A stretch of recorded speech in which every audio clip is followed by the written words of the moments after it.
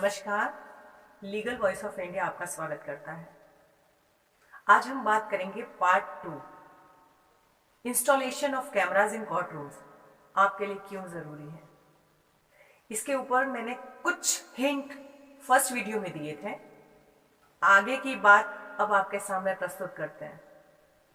मैं आपसे आज डिस्कस करूंगी, ये कोई लीगल एडवाइस नहीं है, ये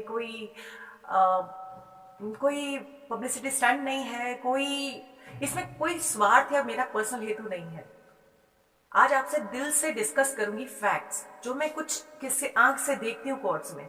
उससे पहले मैं आपको जरा इंट्रोड्यूस करा दूं कि किस तरीके से ये फाइट हुई थी। 2017 में प्रद्युमन बिष्ट ने फरियाद फाइल की थी, रिट पिटीशन फाइल की थी सुप्रीम कोर्ट में, और उन्होंने मांग की थी कि भाई ये कैमरे इंस्टॉल होने चाहिए कोर्ट रूम्स में। अब क्या रीजंस था वो तो आपको भी पता है। सारा भ्रष्टाचार, सारी तकलीफें, सारी दुनिया की सारी प्रॉब्लम्स लेकर के आप कहाँ जाते हो? कोर्ट के पास। एक आशा के साथ जाता है हर इंसान कि मुझे यहां से न्याय मिलेगा। संविधान की स्थापना, कोर्टों की स्थापना, ये पूरी जुडिशरी की स्थापना किस लिए हुई? आम आदमी, मैं और आप, हम सबको न्याय मिल सके, एक सुसुरक्षित समाज की गठन हो सके, एक अच्छे एनवायरनमेंट के लिए, एक अच्छे शांतिपूर्ण वातावरण के क्रिएशन के लिए, जंगल राज को दूर करने के लिए कोर्ट्स बनाई गई।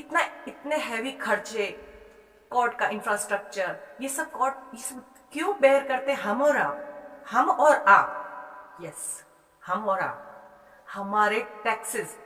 अगर आप नहीं भी टैक्स करते हो ना पे, तो आपके जो आप चीजें खरीदते हो, सेल्स टैक्स, उसके अंदर ऐड हो करके आप खाना खा रहे हो, कुछ भी कर रहे हो, सर्विस टैक्स, कुछ भी जो भी यूज करते हो, हर चीज पे टैक्स है। वो टैक्स सब इकट्ठा होकर के गवर्नमेंट सैलरी पे करती है, राइट?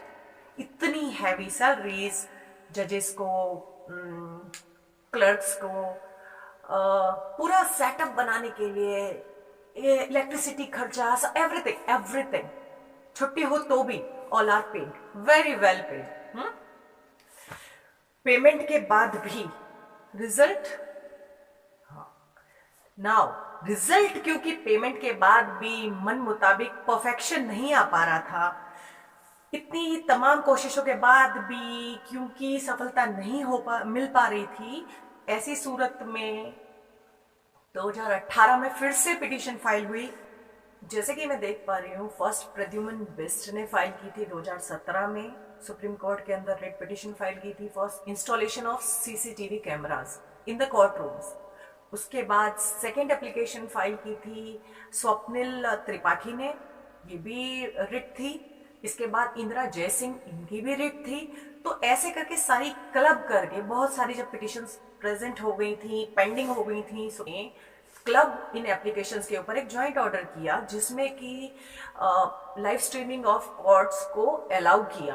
और क्यों किया? रीजन साइट ये किया कि ऐसा कुछ भी पर्सनल नहीं है जो कोर्ट रूम से बकात रखा जाए, जबकि ऑलरेडी स्कॉटलैंड में, आयरलैंड में और ब्रिटेन में और साउथ अफ्रीका में सारी कोर्ट्स में लाइव स्ट्रीमिंग ऑलरेडी हो रही है।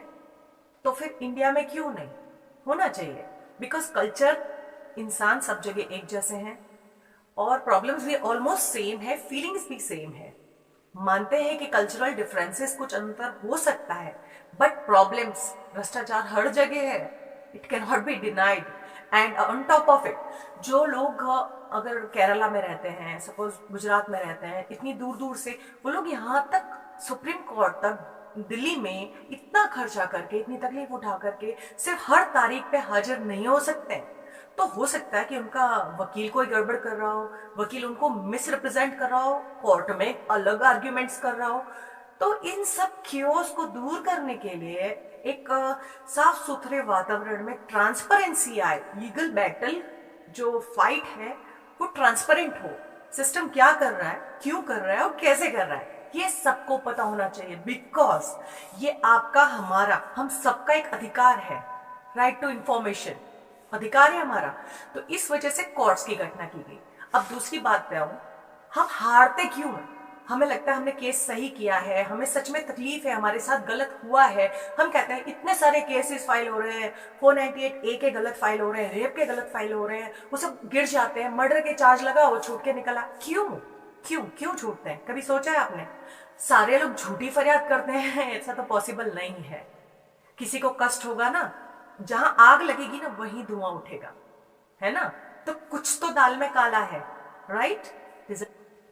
तो अब कोर्ट में आप केस हार कैसे जाते हैं? कई बार पिटिशंस करनी होती हैं, आपको हायर कोर्ट को, फोरम को एड्रेस करना होता है। आपका वकील बोलता है कि नहीं ये पॉइंट आपका सही था, मैंने सही आर्ग्यू किया था, but due to unknown reasons ये जजमेंट हमको गलत मिला, ये ऑर्डर हमको गलत मिला and we need to challenge it.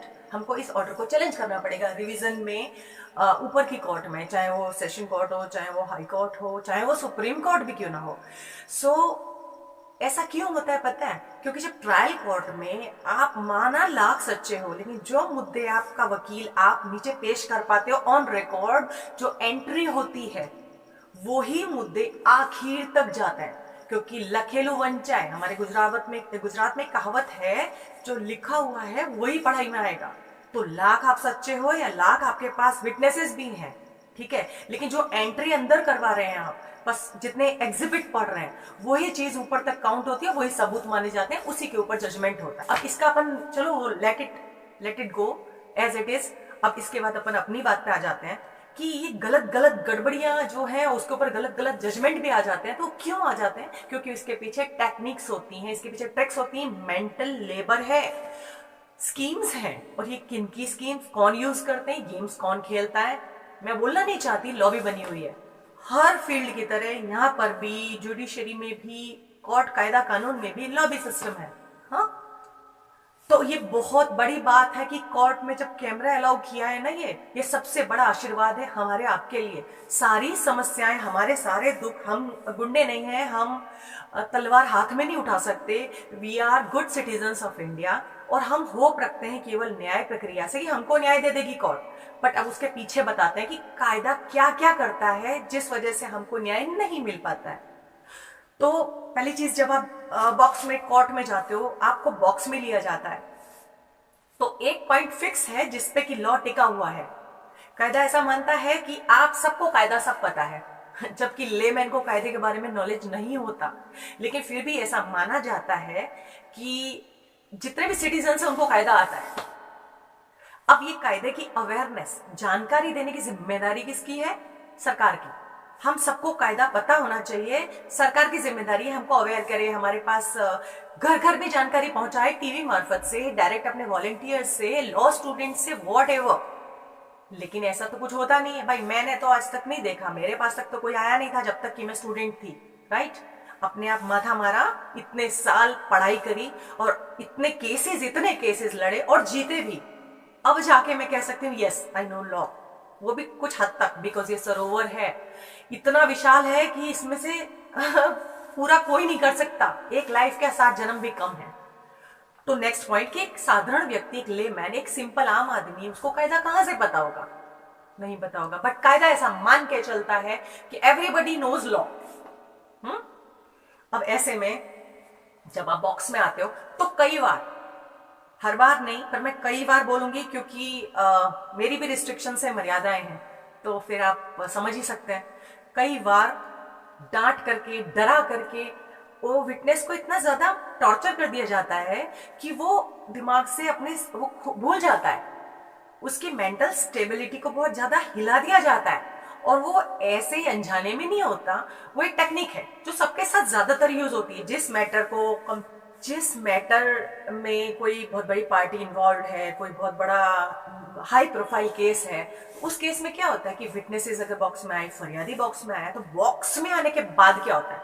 Box में आना मतलब कोर्ट के समक्ष गवाही देने के लिए जब आप खड़े होते हैं, तो उसका ये होता है कि उसको मेंटली ह्यूमिलिएट करते हैं, उसको इतना ज्यादा टॉर्चर कर दिया जाता है। किस तरह से? जज साहब आप पे अननेसेसरीली, बिना गलती के भी आपको कभी कभी चिल्ला पड़ता है, सो आप इंसल्टेड फील करते हो, जबकि हकीकत में आपकी गलती होती नहीं है। आपको नहीं पता कायदा तो आपको प्यार से समझाना चाहिए, आपका राइट है। आपको नहीं पता, आप 10 बार पूछ सकते हैं, हमें बताओ आप क्या कहना चाह रहे हो, सवाल क्या है आपका। बट क्योंकि वो लीगल लैंग्वेज थोड़ी सी यूज होती है जिससे आदमी बेचारा समझ ही नहीं पाता कि वो पूछा क्या जा रहा है। सेकंड चीज, सामने वाला जो आरोपी का वकील है वो तो इस तरीके से खड़ा होता है जैसे कि गिद्ध लाशों को नोचते हैं, राइट। तो उधर से भी उसको निगेटिव वाइब्स मिलती हैं, उसको प्रेशर मिलता है। सामने वाले का वकील जम के तुम्हारी फिल्म उतारता है। नेक्स्ट चीज, अगल बगल जो ऑडियंस बैठी होती है उसमें ज्यादातर लॉयर्स होते हैं, राइट। और लॉयर्स कौन होते हैं? वो सब एक ही, हम सब एक ही फैटर्निटी के हैं, हम सबका एक ही चांस होता है, एक ही काम होता है, क्योंकि हम फरियादी के वकील तो बहुत कम बनते हैं, हम तो आरोपी के वकील होते हैं, राइट। और आरोपी को छुड़ाना, तो उस समय में क्या होता है, वो सब हंसते हैं, स्माइल करते हैं, जिस वजह से इंसान के माइंड में एक स्ट्रेस क्रिएट कर दिया जाता है। वो जो एक हॉल के अंदर जो एनवायरनमेंट बनता है totally negative, totally depressing, totally demotivating होता है। और आप सच्चे होते हुए भी आपको ऐसा लगता है मैं गलती कर रहा हूँ, मैं इंसल्टेड फील कर रहा हूँ, और आप अपना कॉन्शियस खो देते हो। यही हाल विटनेसेस का, सारे विटनेसेस का, आपके विटनेसेस, फरियादी खुद, पंच तो वो पेड पंच होते हैं, वो तो आते हैं और कहते हैं हमें नहीं पता, कुछ भी नहीं मालूम, बिकॉज ये तो हमारी प्रणाली का बनती आई है। अब एक और इंपॉर्टेंट बात कि हर बर्डन, ये जो बर्डन ऑफ प्रूफ हमारे कंधों पर है, किसके कंधों पर है? फरियादी के। फरियाद पक्ष साबित करे कि इसका सामने वाले ने गुनाह किया है, सामने वाले ने मर्डर किया है, सामने वाले ने मुझे मॉलेस्ट किया है, सामने वाले ने स्लैप मारा है, वॉट एवर इंजरी पहुंचाई है, बट बर्डन ऑफ प्रूफ मुझ पर है। ऐसा क्यों नहीं होता कि बर्डन ऑफ प्रूफ आरोपी के ऊपर डाल दिया जाए, आप साबित कीजिए कि आपने ये गुनाह नहीं किया है, तो मैटर बहुत अच्छा चेंज हो जाएगा। तो मेरा सजेशन ये है, इवन मेरा सरकार से ये मानना है, सरकार से ये मांगना है कि इतने सारे जो गुनाह हो रहे हैं इनमें ये जो बर्डन है ना कि फरियादी एक तो मार खाए, एक तो सामाजिक पीड़ा सहे, इतने धक्के, इतना पैसा खर्चा करे, और उसके बाद वो खुद ही प्रूव करे, वो खुद साबित करे कि मैं झूठा नहीं हूं, मैं सच्चा हूं, मेरे संग ईजा हुई है, मेडिकल है, हिस्ट्री है, सब कुछ है, बट स्टिल उसके लिए आंख पे वो जो पट्टा है ना, वो जो पट्टा दिखाते हैं कि वो जस्टिस की आंख पे पट्टा होता है, तो वो फरियादी के लिए पट्टा होता है। अब वहां पे एक और रीजन मैंने एक चीज नोटिस की है आंख से, कि सबकी सिंपैथी आरोपी के साथ होती है, क्योंकि जो जजेस हैं वो भी कभी वकीला करके, वकील बन करके उसके बाद उस कुर्सी को हासिल करते हैं। जो वकील बैठे हैं उनकी भी रोजी रोटी उसी क्लाइंट से चलती है। सो एक एनवायरनमेंट पूरा होता है जो कि आरोपी फेवर होता है, आरोपी की फेवर में होता है, फ्रेंडली होता है।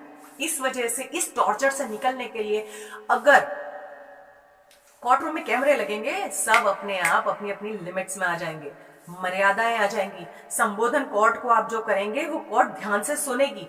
कई बार ऐसा भी, हाँ मैं एक किस्सा अपना खुद का बताऊं, आर्ग्यूमेंट, जब मैं एक सेशन कोर्ट में आर्ग्यूमेंट कर रही थी, बहुत बहुत बड़ा जमीन का मामला था, तो मैंने 3 बार आर्ग्यूमेंट किए, एक ही पिटिशन पे, एक ही पार्टी की और एक ही केस की। एक बार आर्ग्यूमेंट की, कुछ समय तक रख छोड़ा, जज साहब ने ऑर्डर देंगे देंगे देंगे, नहीं, देन ही गॉट ट्रांसफर्ड। उसके बाद फिर दोबारा से दूसरे जज साहब आए, वो लिंगर करते रहे मामले को, बहुत लिंगर किया, और उसके बाद दोबारा से फिर उस मैटर को हियरिंग पे पोस्ट किया गया। सामने वाला वकील तारीखें पे तारीखें ले रहा था, एंड मैं तो हर बार तैयार होकर जा ही रही हूँ कोर्ट में, एंड फाइनली सेशन कोर्ट ने फिर से उसको हियरिंग करी, फिर से हमसे दोनों पक्षों की दलील सुनी और ऑर्डर नहीं किया। Third time again same thing happened, फिर मेरा मैटर उठा करके ट्रांसफर कर दिया गया। ऐसी सूरत में क्या हुआ, मेरे पास तो कोई और सबूत था नहीं। आई जस्ट सेड कि ठीक है, ये अब तो ऑर्डर पे था, आर्ग्यूमेंट हो चुके हैं, अगर रिटर्न आर्ग्यूमेंट भी मैंने रख दिया, ओरल दोनों ने पक्षों ने कह दिया है, तो अब नेक्स्ट स्टेज आती है ऑर्डर की, तो ऑर्डर प्लेस करो। एंड इस पे काफी माथा कुटुती ना, आई वॉज द पर्सन, मैंने कहा ये कैमरा लगा है ना, ये सपोर्ट करेगा मेरा। But do you know one thing, तब मुझे ये पता चला कि उस कोर्ट के अंदर जिसमें मैं आर्ग्यूमेंट्स कर रही थी, उसमें केवल ऑडियो वीडियो रिकॉर्ड हो रहा था, ऑडियो तो हो ही नहीं रहा था रिकॉर्ड। जज टोल्ड मी कि इसमें वीडियो ऑडियो नहीं है, एंड आई वाज शॉक्ड। ठीक है, एनी हाउ मैंने तो ऊपर कंप्लेंट करी, I challenged it on the very same day I got the order कि ना ये मैटर आप ही के में चलेगा और अभी ऑर्डर आप ही पास करेंगे, और इमीडिएटली मेरा मैटर फटाफट रन भी हुआ और 1 महीने के अंदर तो ऑर्डर भी आ गया, एंड मैं जीत गई। I got it on the very same day. But हर आदमी इतना ज्यादा स्ट्रेस नहीं झेल सकता, हर लॉयर इतनी मतलब शक्ति से फाइट नहीं कर सकता। मैंने सामने सामने ये सब बातें मुझे लिखनी पड़ी कि भाई ये आर्ग्यूमेंट होने के बाद ये चीज ऑर्डर पे ही तो जाएगी, किसी भी दो पक्ष को सुन लिया, हुक्म करो, यस या नो, रिजेक्ट या तो डिसमिस या तो फिर अलाउ, यही होता है और तो कुछ हो नहीं सकता। बट हाँ, ऑर्डर होना चाहिए ताकि उसको केस को आगे बढ़ाया जा सके। सो दिस, तो इस तरह की जो लिंगरिंग मैटर्स में होती है ना, वो लिंगरिंग अटक जाएगी। आप तारीख दे रहे हो तो क्यों दे रहे हो, जज भी कस जाएंगे। अगर तारीख भी दे रहे हो आप, तो आपको मेंशन करना पड़ेगा रोज काम में। रोज काम में एंट्री नहीं होती है बहुत बार, ठीक है। कब तक एंट्री नहीं मारते हैं, जब तक आप सर्टिफाइड कॉपी के लिए अप्लाई न करें। आप उसकी काम की कॉपी मांगते हो सर्टिफाइड, हर चीज की हर बार कॉपी नहीं ले सकते आप, पैसा लगता है, धक्के पड़ते हैं, वकील परेशान करते हैं कई बार, तो it is not always possible. So ऐसी सब ये जो सिनेरियो है। हाँ, एक अच्छी बात मैं भूल ही गई, जब डेट मिलती है ना हमको, डेट्स जब देते हैं, इश्यू करती है कोर्ट, तो कितनी बार ऐसा मैंने देखा है, कितनी बार बोलते हैं ये वाली डेट है, ये वाली डेट है, एंड देन फाइनली क्या होता है, वो जब हम अब तो कंप्यूटर हो गए सब, पहले तो कंप्यूटर सिस्टम था नहीं, तो कंप्यूटर में देखते हैं तो अरे डेट तो चेंज है, और हमारी अगर किस्मत अच्छी है तो हम अटेंड कर लेंगे, नहीं अच्छी है तो एडवर्स रिमार्क भी हो सकता है। तो अब वो कैसे साबित करें, किसको किसको कटघरे में रखें, किस पे हम केस करें। पार्टी की बात कर रही हूँ, वकील की बात कर रही हूँ, अगर मैं ईमानदारी से लड़ भी रही हूँ तो हम किस पे फाइट करें। ऐसे सब हालातों में केवल वो सीसीटीवी कैमरा है जो हमारा साथ देता है। इस पे आप एप्लीकेशन ऊपर कर सकते हो, vigilance, high court, chief justice, supreme court के चीफ जस्टिस, बहुत जगह हैं। So you can file anywhere, और तब वो मान्य होती है बात, और तब ये काम भी बराबर होता है। सो एक ट्रांसपेरेंसी, एक परफेक्शन, एक साफ सफाई, अच्छा वातावरण और फेयर ट्रायल के लिए, फेयर जजमेंट पाने के लिए बहुत जरूरी है कि कैमरे लगें। कैमरे वर्क कर रहे हैं कि नहीं, अब इस पे आता है। जैसा मैंने अपना किस्सा सुनाया कि मेरे उस जमीन के मामले में, वो करोड़ों की जमीन का मामला था, ठीक है, लेकिन 1 महीने के अंदर मेरे को ऑर्डर मिला, आई गॉट इट। बट मैंने उसी सेम डे इतनी भागदौड़ करी, इतनी तकलीफ उठाई, और सो मच स्ट्रेस्ड, मेरी जबरदस्त फाइट हुई। तो उसी प्रकार से दोबारा से और किसी को कष्ट ना हो, तो इसका क्या रास्ता है, सुनिए। आपका जिस कोर्ट के अंदर मामला है, जिस केस, जिस भी, चाहे सिविल, क्रिमिनल, एनीथिंग, कहीं भी चले जाओ, फैमिली कोर्ट, कुछ भी, तो आप क्या करेंगे, आप एक पिटीशन करेंगे आरटीआई। हर कोर्ट के अंदर एक आरटीआई अधिकारी होता है, उसको 20 रुपए के स्टैंप पे, कोर्ट का स्टैंप होता है 20 रुपए का, वो स्टैंप लगाकर हाथ से एक एप्लीकेशन लिख दो कि भाई आरटीआई एक्ट के तहत मुझे ये जानकारी चाहिए कि क्या इस कोर्ट रूम में कैमरे चल रहे हैं, नहीं चल रहे हैं, वर्किंग है, नहीं वर्किंग है, वो डिटेल पूरी हमको लिखित में दी जाए। ये 1 महीने के अंदर आपके घर पे पोस्ट होगी जानकारी, कायदा यही कहता है और ऐसा होता भी है। तो आपको पता चल जाएगा कैमरा है या नहीं। और अगर इन केस नहीं है तो एक एप्लीकेशन आप करेंगे चीफ जज को। हर कोर्ट के अंदर एक चीफ जज होता है, उसको आप बाय पोस्ट करेंगे, या तो उसका एक डिपार्टमेंट होता है, डिपार्टमेंट में जाके आप 2 कॉपी लेके जाइए, एक ओरिजिनल, एक जेरोक्स, लिख के जाइए कि इस कोर्ट रूम के अंदर मेरा केस है और मुझे फेयर ट्रायल के लिए कैमरा वहां पे ऑडियो या वीडियो वर्क हो रहा है या नहीं हो रहा है, नहीं हो रहा है तो उसको वर्क करवाएं। ऐसी पिटीशन आप जाके देंगे, उस पर एक्नॉलेजमेंट ले लेंगे, बस। फिर देखो कैसे नहीं होगा। उसके बाद फिर आप वापस से भी चेक कर सकते हो, रेगुलर चलना चाहिए कैमरा, और चल। सो आरटीआई का सहारा लेकर के आप अपने कोर्ट रूम में, अपने केस में, अपने ट्रायल में आप पारदर्शिता ला सकते हैं, आप न्याय खुद की बुद्धि से पा सकते हैं। This is why camera is very very important for you. Court केवल उसको चलाएगी ऐसा नहीं है, आप जब शिकायत करते हो ऊपर किसी भी अधिकारी को, तो सबूत के तौर पे वो कैमरा आएगा। अच्छा, भूल करके भी खुद कैमरा उठा करके और रिकॉर्डिंग करने मत बैठ जाना। क्यों? क्योंकि it is contempt of court, उसमें कंटेम्प्ट में घुसा देंगे। ये क्लियर आदेश है कि आप रिकॉर्डिंग नहीं करेंगे, और क्यों नहीं करेंगे वो तो सब आपको मैंने बता ही दिया है, ठीक है। तो ये चीजें कोई नहीं चाहता, लेकिन अपनी स्मार्टनेस से आप इसको बाहर ला सकते हैं। मैंने मेरा सॉल्व किया था, और आगे अब इस तरह हर जगह पर करिए। इसके अलावा बाकी की बातें आप नेक्स्ट एपिसोड में। Thank you. जय हिंद, जय भारत।